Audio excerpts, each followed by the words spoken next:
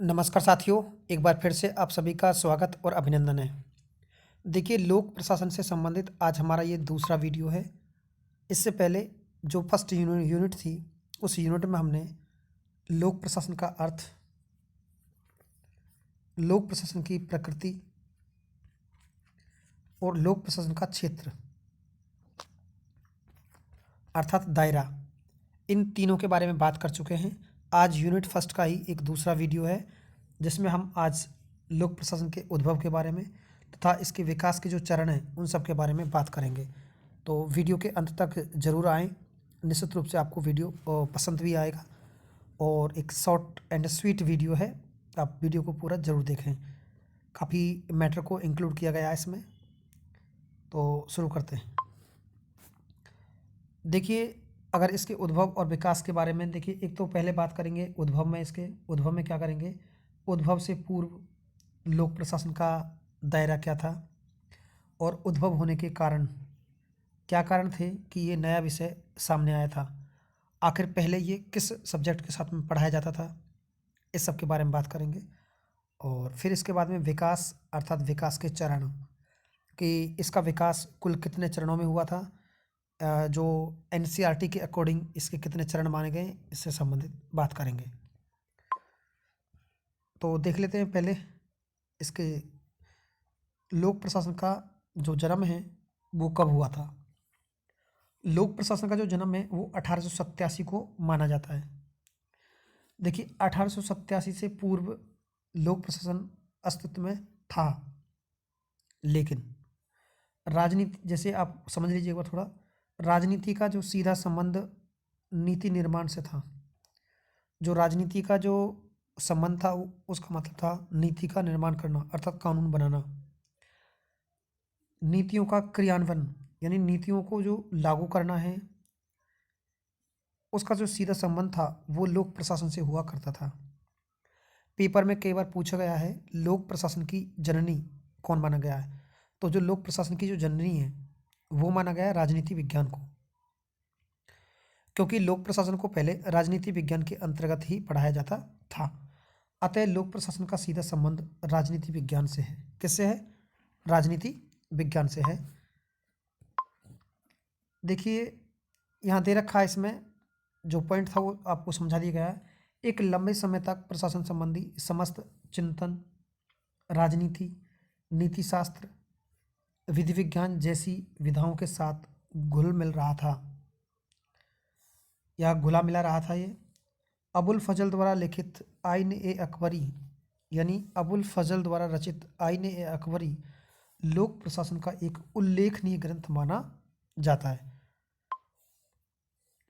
देखिए, इसके साथ में और भी हम अन्य फैक्टों को जान लेते हैं। मैकियावेली की रचना द प्रिंस कौन सी है? द प्रिंस काफ़ी इंपॉर्टेंट प्रश्न हो सकता है। यानी मैकियावेली की रचना द प्रिंस में शासन संचालन की काफ़ी महत्वपूर्ण जानकारी हमें प्राप्त होती है। और लोक प्रशासन का जो जनक है वो वुडरो विल्सन माने जाते हैं। कौन माने जाते हैं? वुडरो विल्सन माने जाते हैं। इनका एक ग्रंथ है, काफ़ी इंपॉर्टेंट है, वो पेपर में पूछा भी जाता है। और वो इसलिए इम्पोर्टेंट है क्योंकि वुडरो विल्सन को लोक प्रशासन का जनक माना जाता है। थोड़ा छोटा करके दिखा देता हूँ मैं आपको। देखिए, उद्भव से पूर्व इसकी क्या मान्यताएं थीं। सभ्यताओं के समय से ही लोक प्रशासन का अस्तित्व था। जब सभ्यताओं का समय था उस समय से भी लोक प्रशासन का क्या था? जन्म था, अस्तित्व था। 18वीं सदी के अंदर जर्मनी, ऑस्ट्रिया का समूह जो था वो केमरवाल यानी केमरलवादी समूह कहलाता था। यानी जो 18वीं सदी थी उसके अंदर जर्मनी अर्थात ऑस्ट्रिया का एक समूह, उसका नाम है केमरलवादी समूह कहलाता था। ये केमरलवादी समूह का विद्वान जॉर्ज जिंके था। पेपर में पूछ लिया जाता है कि जो केमरलवादी जो समूह है, इस समूह के जो विद्वान थे वो कौन थे? तो वो थे जॉर्ज जिंके और जॉर्ज जिंकन ने कैमरलवादी समूह द्वारा सर्वप्रथम सरकारी कार्यालयों तथा प्रशासनिक कार्यालयों का अध्ययन किया। 18वीं सदी के अंतर्गत यूएसए में हैमिल्टन नाम का एक विचारक हुआ था। ये प्रश्न भी बहुत इंपॉर्टेंट है। 18वीं सदी के अंतर्गत यूएसए में हैमिल्टन नामक एक विचारक हुआ था और हैमिल्टन नामक विचारक ने सबसे पहले लोक प्रशासन शब्द का उल्लेख किया था।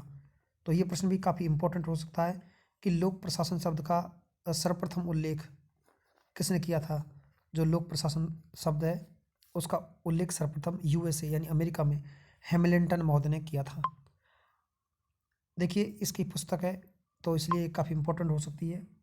हैमिल्टन ने अपनी पुस्तक का नाम है द फेडरलिस्ट। कौन सी पुस्तक है? The federalist. तो यहाँ लिखा भी है द फेडरलिस्ट नामक पुस्तक में सर्वप्रथम लोक प्रशासन का अर्थ तथा उद्देश्य का वर्णन किया है और सबसे पहले लोक प्रशासन शब्द का उल्लेख किया है। एक और मनोवैज्ञानिक है, नाम है चार्ल्स जया बूनिन। ये भी काफ़ी अच्छा नाम है। चार्ल्स जया बूनिन एक फ्रांसीसी विचारक था। कई बार पेपर में पूछ लिया जाता है कहाँ का संबंध है से। एक फ्रांसीसी विचारक था। और देख लीजिए काफ़ी अच्छे अच्छे फैक्ट हैं इसमें। तो इसके बारे में बताया है। चार्ल्स जया बूनिन की पुस्तक है प्रिंसिपल की एडमिनिस्ट्रेशन पब्लिक्यू 1812 में। और मैं आपको फिर से अवगत करा रहा हूँ, हैमिल्टन नामक विद्वान ने सर्वप्रथम 1812 में ही लोक प्रशासन शब्द का उल्लेख किया था। लोक प्रशासन पर लिखा गया पहला लेख प्रिंसिपल की एडमिनिस्ट्रेशन, ये जो लेख है जो भी हम यहाँ पढ़ रहे हैं ये लेख पहला लेख है। अब इसके बाद बात करेंगे उद्भव के कारण कि इसके उद्भव होने के कारण क्या थे। 19वीं 20वीं सदी में एसएमटी की लोकप्रियता बढ़ी। औद्योगिक क्रांति के कारण बड़े बड़े उद्योगों की स्थापना हुई, ये भी इसके कारण है क्योंकि उद्योगों को चलाने के लिए एक व्यवस्थित टीम चाहिए थी। उस टीम के कारण भी इसका उद्भव हुआ है। लोक कल्याणकारी राज्य की स्थापना करना भी इसका मुख्य कारण रहा है क्योंकि लोक कल्याणकारी राज्य तभी होगा तब उसमें एक इस प्रकार की व्यवस्था होगी। इस प्रकार की व्यवस्था का मतलब है ऊपर जो होंगे ऑफिसर रैंक के अधिकारी होंगे और नीचे मध्यम वर्ग के क्लर्क वगैरह और लास्ट में दस्ती कर्मचारी होंगे। तो निश्चित रूप से अफसरों द्वारा जो योजनाएं शुरू की जाएंगी प्रबंधक द्वारा, उन योजनाओं को नीचे तक क्रियान्वयन किया जाएगा तो लोगों के हित के लिए काम करेंगी। देख लेते हैं एक और बहुत अच्छा कंसेप्ट है, इस कंसेप्ट को समझना, लूट प्रणाली। तो ये लूट प्रणाली कई बार पेपर में पूछी गई है। लूट प्रणाली अमेरिका में पाई जाती थी। कहाँ पाई जाती थी? अमेरिका में। अमेरिका के राष्ट्रपति एंड्रयू जैक्सन जो अमेरिका के हैं ये लूट प्रणाली के जनक माने जाते हैं। तो पेपर में पूछ लिया जाए कि लूट प्रणाली के जनक कौन माने जाते हैं? एंड्रयू जैक्सन, ये अमेरिका से संबंध इनका। और ये कब तक रहे हैं राष्ट्रपति? 1829 से और 1837 तक। 1881 में अमेरिका के चार्ल्स गुएते ने गारफील्ड की गोली मारकर हत्या कर दी थी, ये भी इसका एक कारण था। 1881 में अमेरिका के चार्ल्स गुएते ने गारफील्ड की गोली मारकर क्या कर दी थी? हत्या कर दी थी। 1883 में फेडरलिटन एक्ट आया था। तो फेडरलिटन एक्ट कब आया था? 1883 में। और 1887 में द स्टडी ऑफ एडमिनिस्ट्रेशन, देखिए जो एडम शब्द लिखा हुआ है इसका मतलब एडमिनिस्ट्रेशन है। द स्टडी ऑफ एडमिनिस्ट्रेशन ने के एक लेख में लिखा जिसमें लोक प्रशासन एक विज्ञान है ऐसा कहा था। एक और बहुत अच्छा कंसेप्ट यहाँ भी है, political science quarterly. Political science एक क्वार्टरली एक लेख है जो वुड्रो विल्सन द्वारा पेश किया गया था। इसी में इन्होंने लोक प्रशासन की शुरुआत की थी। अब देखिए विकास के चरण, कि लोक प्रशासन का जो विकास है वो कितने चरणों में हुआ है। एनसीईआरटी के अनुसार लोक प्रशासन के जो चरण हैं वो हैं 6। तो देखना एक बार लोक प्रशासन के चरण।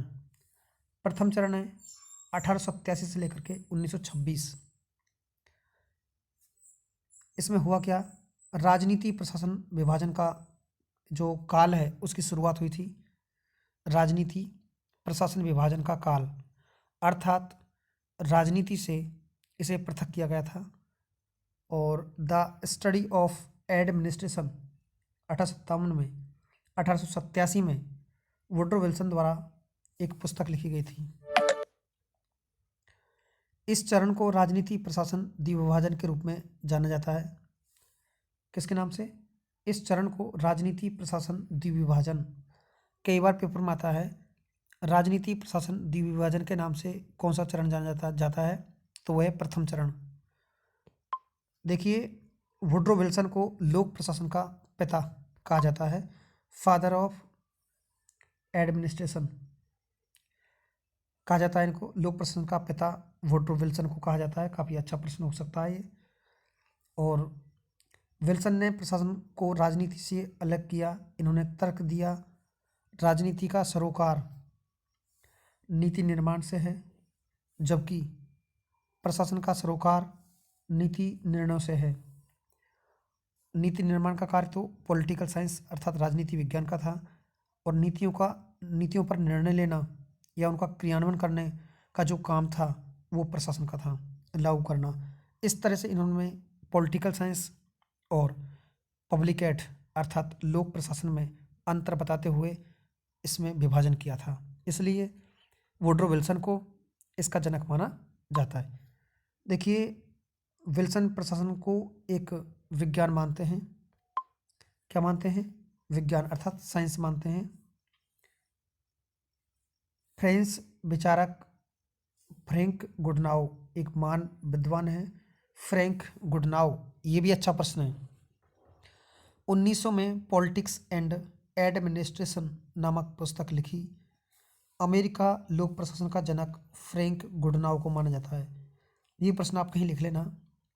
देखिए अगर हम बात करते हैं लोक प्रशासन के पिता के बारे में, तो लोक प्रशासन का जो पिता है वो तो कहलाते हैं वुड्रो विल्सन, जबकि अमेरिका लोक प्रशासन के जो जनक हैं वो हैं फ्रैंक गुडनाउ।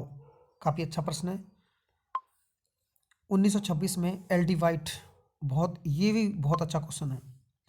1926 में एल डी वाइट ने एक पुस्तक लिखी, an introduction to the study of public administration. काफ़ी अच्छी पुस्तक है, an introduction to the study of public administration. जो ये पुस्तक है ये एल डी वाइट की पुस्तक है, और इसे लोक प्रशासन की प्रथम पाठ्य पुस्तक कहा जाता है। तो वेरी वेरी इंपॉर्टेंट है।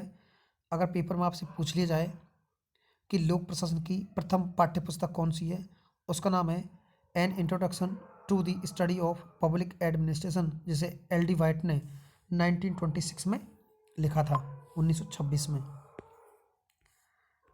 देखिए इसके बाद बात करेंगे हम द्वितीय चरण की। कौन से चरण की, जो दूसरा चरण है। द्वितीय चरण 1927 से लेकर के और 1937। जो पहला चरण अभी हमने पढ़ा था 1887 से लेकर के और 1926 यहाँ तक था, और दूसरा चरण अब स्टार्ट हुआ है 1927 से 1937। ये क्या था, सिद्धांतों का स्वर्णकाल कहला जाता है। पेपर में पूछ लिया जाए कि सिद्धांतों का स्वर्णकाल कहलाता है दूसरा चरण। कौन सा चरण, जो सेकंड चरण है वो सिद्धांतों का स्वर्णकाल कहलाता है। एक विचारक हुए हैं बिलोबी, इनकी पुस्तक है प्रिंसिपल ऑफ पब्लिक एडमिनिस्ट्रेशन, 1927 में लिखी गई थी। प्रिंसिपल ऑफ पब्लिक एडमिनिस्ट्रेशन जो पुस्तक है वो बिलोबी की है। 1929 में हेनरी फ्यूल द्वारा इंडस्ट्रियल एंड जनरल मैनेजमेंट नामक पुस्तक लिखी गई थी। 1916 में फ्रेंच भाषा में इस पुस्तक का अंग्रेजी में अनुवाद किया गया था 1929 में। पहले ये 1916 में फ्रेंच भाषा में लिखी गई थी, बाद में 1929 में इसका अंग्रेजी में अनुवाद किया गया था। हेनरी फ्योल ने लोक प्रशासन के सार्वभौमिक सिद्धांतों को समझाया था। ये भी काफ़ी अच्छा प्रश्न है कि लोक प्रशासन के जो सार्वभौमिक सिद्धांत है उसको किसने समझाया था? Henry Fayol. 1931 में मूने व रेले ने अनिवार्य इंडस्ट्री, ये भी काफ़ी अच्छा प्रश्न है, इनका पुस्तक कई बार पूछी गई है। अनिवार्य इंडस्ट्री इससे भी ज़्यादा बेटर पुस्तक है, 1939 में लिखी गई थी, principle of organization. Very very important पुस्तक है ये, मूने व रेले की पुस्तक है। इसका नाम है प्रिंसिपल ऑफ ऑर्गेनाइजेशन। और एक देखिए एपी फॉलेट की क्रिएटिविटी एक्सपीरियंस, ये भी पुस्तक है, 1943 में दी एलिमेंट्स ऑफ एडमिनिस्ट्रेशन 1943 में, और 1937 में लूथर गुलिक व उर्विक ने एक पुस्तक लिखी थी, paper of the science of administration. Very important, ये पुस्तक पिछली तीनों परीक्षाओं में हैट्रिक मार चुकी है। ये पुस्तक पूछी जाती है, paper of the science of administration, ये लूथर गुलिक व उर्विक की पुस्तक है। प्रिंसिपल ऑफ ऑर्गेनाइजेशन, ये मूने व रेले की पुस्तक है। मूने व रेले से लेकर के एक प्रश्न लगातार आता है, वो मैं आगे चर्चा करूंगा आपसे। द्वितीय चरण की प्रमुख विशेषता थी क्या? ये रही कि अब इस बात पर बल दिया गया कि प्रशासन के कुछ सिद्धांत हैं, अतः सिद्धांतों को सभी जगह लागू होते हैं, या सिद्धांत सभी जगह लागू होते हैं, चाहे वो लोक क्षेत्र हो या निजी क्षेत्र। इसके बाद देख लेते हैं तृतीय चरण। जो तीसरा चरण है 1938 से लेकर के 1947, जब हम आज़ाद होंगे, आज़ादी के समय आप पता होगा चुनौती थी, चुनौती का काल कहलाता है। तृतीय चरण की प्रधानता यह रही, लोक प्रशासन का अध्ययन चुनौती और आलोचनाओं का शिकार बना। तो पेपर में पूछ लिया जाए कि लोक प्रशासन का अध्ययन चुनौतियां और आलोचना का शिकार कब बना, और ये बना था 1938 से 1947। जो चुनौतियों का काल इसलिए नाम दिया गया है इसका, ये तीसरा चरण है। 1938 से 47 तक चरण लोक प्रशासन के क्षेत्र में ध्वंसकारी अधिक रहा। 1938 में चेस्टर बर्नोड, ये काफ़ी अच्छा प्रश्न है, 1938 में चेस्टर बर्नोड की कार्यपालिका के कार्य नामक पुस्तक प्रकाशित हुई। 1938 में चेस्टर बर्नोड की एक पुस्तक है, कार्यपालिका के कार्य, कार्यपालिका के कार्य, चेस्टर बर्नोड की पुस्तक प्रकाशित हुई, जिसमें प्रशासन के सभी सिद्धांतों का वर्णन नहीं किया गया। समझ रहे हैं, सभी सिद्धांत इसमें पेश नहीं किए गए। 1916 में हर्बर्ट ने अपनी एक लेख में प्रशासन के तथाकथित सिद्धांतों को नकारते हुए इन्हें किंवदंतियों की संज्ञा दी थी। तो ये भी काफ़ी अच्छा प्रश्न है। हर्बर्ट ने भी कुछ सिद्धांतों को पेश किया है लोक प्रशासन के, और ये क्या है, किंवदंती की संज्ञा दी थी कि ये कहावतें, किंवदंती सिद्धांतों को कहावतें किसने कहा है? कहावतें, किंवदंती का मतलब होता है कहावतें। तो ये प्रश्न भी कई बार पूछा गया है, सिद्धांतों को किंवदंतियाँ या कहावतों की संज्ञा किसने दी है? तो हर्बर्ट ने। आगे देखिए, 1947 में रॉबर्ट डहल ने अपनी एक लेख में यह सिद्ध करने का प्रयत्न किया कि लोक प्रशासन विज्ञान नहीं है, और इसको सिद्धांत की खोज में मुख्यतः 3 बाधाओं का सामना करना पड़ता है। वो क्या है, क्या बताया इन्होंने?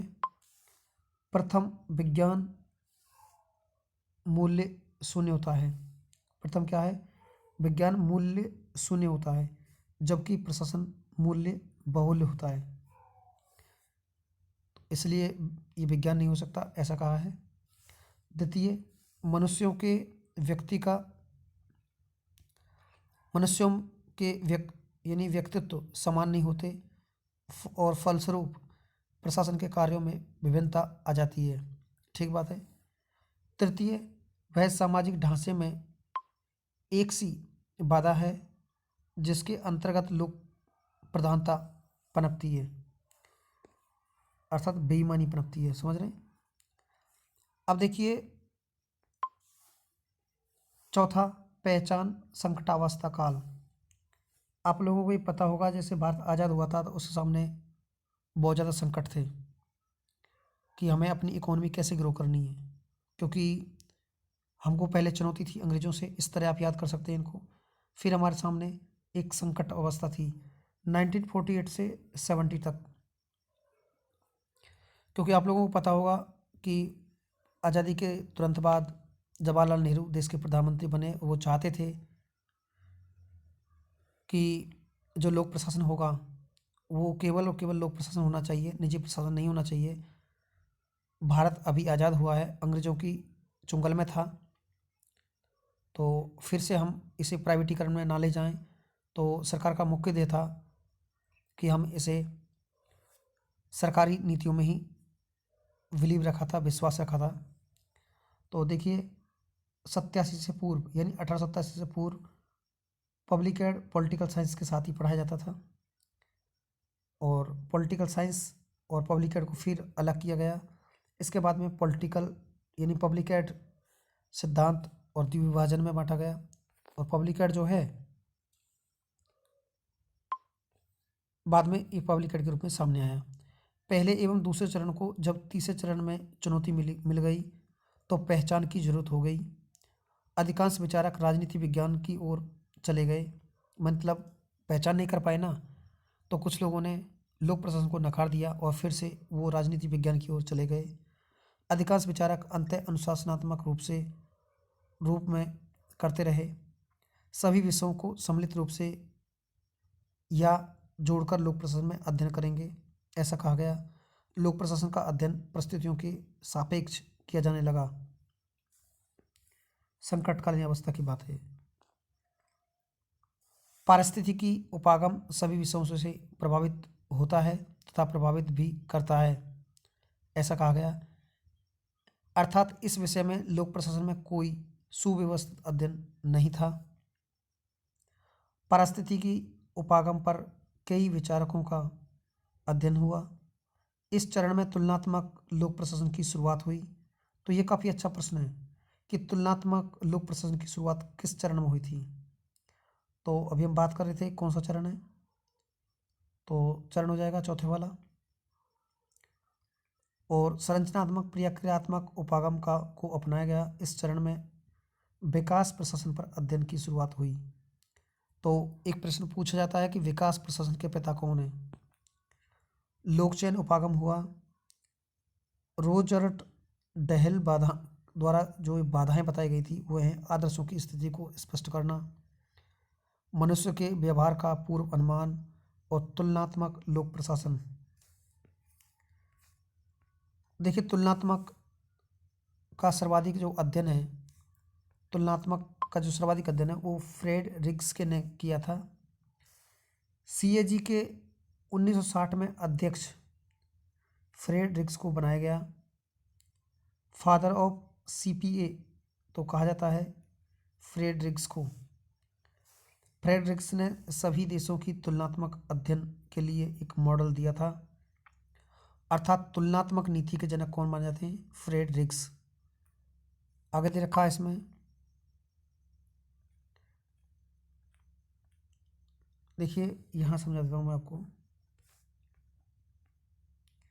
जॉर्ज गेंट को विकास प्रशासन का जनक माना जाता है, तो ये भी काफ़ी अच्छा प्रश्न है। जॉर्ज गेंट है, उसे विकास प्रशासन का पिता तथा तुलनात्मक लोक प्रशासन का पिता अभी मैंने बताया था आपको फ्रेडरिक्स को माना जाता है। एडवर्ड वाइडनर ने सर्वाधिक अध्ययन किया किस पर? विकास प्रशासन पर। फ्रेडरिक्स ने भी विकास प्रशासन पर क्या है अध्ययन किया था। समाज में विकास के लिए सामाजिक आर्थिक राजनीतिक परिवर्तन विकास परिवर्तन कहलाता है। विकास प्रशासन समाज में विकास लाने पर बल देता है। प्रशासनिक विकास प्रशासन द्वारा समाज में विकास प्रशासनिक विकास कहलाता है। लोक चयन उपागम सीपीटी पब्लिक चेंज और देख लेते हैं इसमें थोड़ा सा। लोक चेन उपागम 1960 बिसेंट आस्ट्रोम और लोक चेन उपागम के चौथे चरण में अपनाया गया था। अब देख लेते हैं पांचवा चरण। पांचवें चरण में क्या था? जो पांचवा चरण है, नवलोक प्रशासन। लोक नीति परिप्रेक्ष्य, लोक नीति जो परिप्रेक्ष्य है 1971 से लेकर के और 1990 तक माना गया था नवलोक प्रशासन।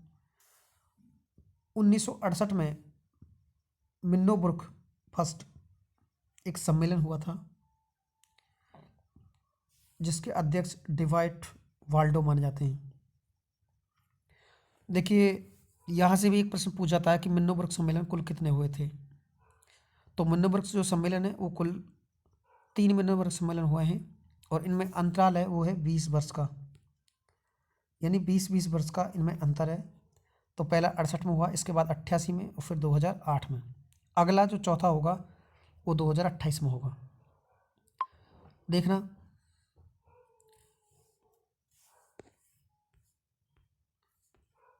जो पहले चरण में राजनीति विज्ञान को लोक प्रशासन से अलग किया गया वह पांचवें चरण में पुनः जोड़ दिया गया। ये भी काफ़ी अच्छा प्रश्न है। जो पहले चरण में राजनीति विज्ञान को लोक प्रशासन से अलग किया गया वह पांचवें चरण में पुनः जोड़ दिया गया था।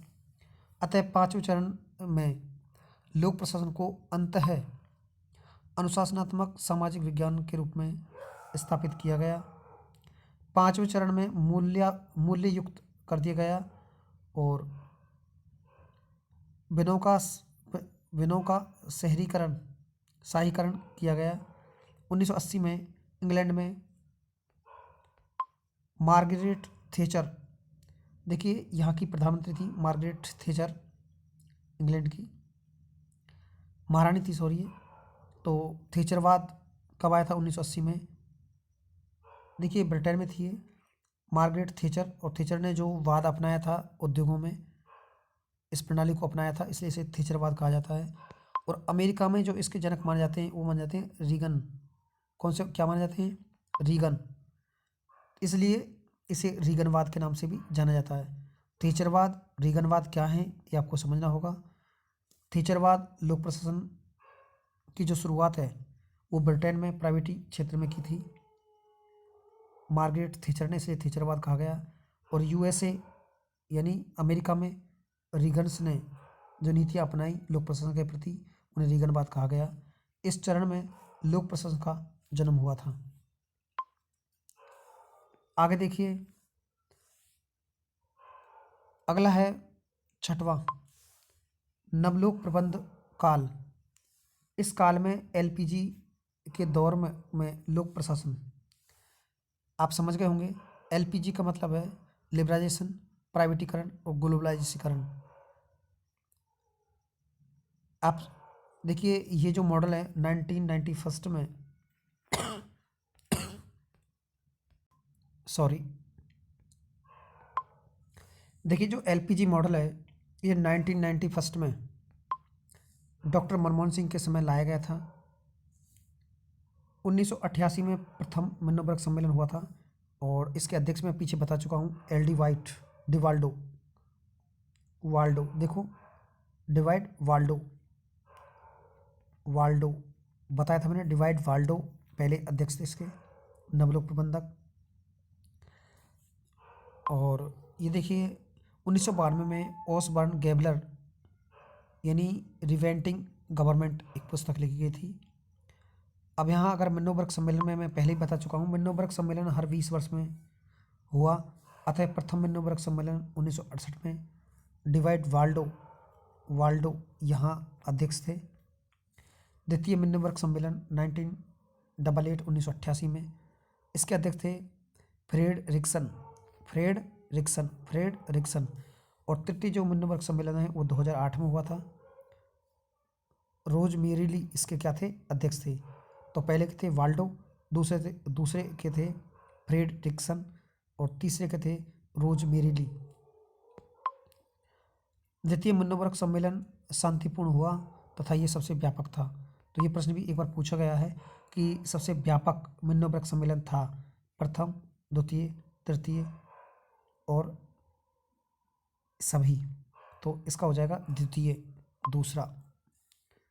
अगला देख लेते हैं, इसी में देख लेते हैं, इस प्रबंध काल में पब्लिक व प्राइवेट की को सम्मिलित किया गया था। यानी पहली बार भारत में भी इस सेक्टर को पहली बार शुरुआत किया गया था। पब्लिक एंड प्राइवेट यानी लोक प्रशासन और निजी प्रशासन। जैसे बीएसएनएल शुरुआत में अकेला था, परंतु सरकार द्वारा आज के समय में और प्राइवेट गवर्नमेंट को जोड़ा गया, प्राइवेट कंपनियों को जोड़ा गया, जिससे अधिक सुविधाएं दी जाने लगी। अर्थात आजकल PP model, private public model की अवधारणा की स्थापना की गई। जो पीपीटी मॉडल है वो लाया गया था, पीपी मॉडल जो है वो लाया गया था नवलोक प्रबंधन काल में, जो 1990 से आगे चला था। देखिए, सरकार सेवा देने वाली होती है या होनी चाहिए, जबकि नियम बाधित नहीं होनी चाहिए, ऐसा इसमें कहा गया था। भारत में लोक प्रशासन का विकास, कि भारत में लोक प्रशासन का विकास कब हुआ था? 1930 के दशक में पहली बार लखनऊ में, यानी लखनऊ जो विश्वविद्यालय, इसमें लोक प्रशासन को पढ़ाया गया था। मद्रास विश्वविद्यालय में 1937 में डिप्लोमा चालू किया गया था, और इलाहाबाद में 1941 को ब्रेनी प्रसाद द्वारा पीजी डिप्लोमा शुरू किया गया था। नागपुर विश्वविद्यालय में 1949-50 में शुरू किया गया था, और स्वतंत्र विभाग लोक प्रशासन एवं स्वशासन विभाग की स्थापना की गई थी। 1953 में एपलवी रिपोर्ट आई थी, और 1954 में नई दिल्ली में IIPA की स्थापना की गई थी। आगे देखिए, राजस्थान विश्वविद्यालय, तो ये भी काफ़ी अच्छा प्रश्न है। जो राजस्थान जो विश्वविद्यालय, इसकी स्थापना 1957 में हुई थी, जिसमें अर्थशास्त्र को लोक प्रशासन के साथ पढ़ाया गया था, या लोक प्रशासन को अर्थशास्त्र के साथ पढ़ाया गया था। 1965 में ये स्वतंत्र लोक प्रशासन शुरू हुआ था राजस्थान विश्वविद्यालय में, और 1957 में हरिश्चंद्र माथुर शोध OTS संस्थान की स्थापना हुई थी। और ये वेरी इंपॉर्टेंट क्वेश्चन है, और अंतिम क्वेश्चन है, MP माथुर को राजस्थान में लोक प्रशासन का जनक माना जाता है। तो मैं आपको एक बार फिर से लोक प्रशासन के जनकों के संबंध में बता देता हूँ। Woodrow Wilson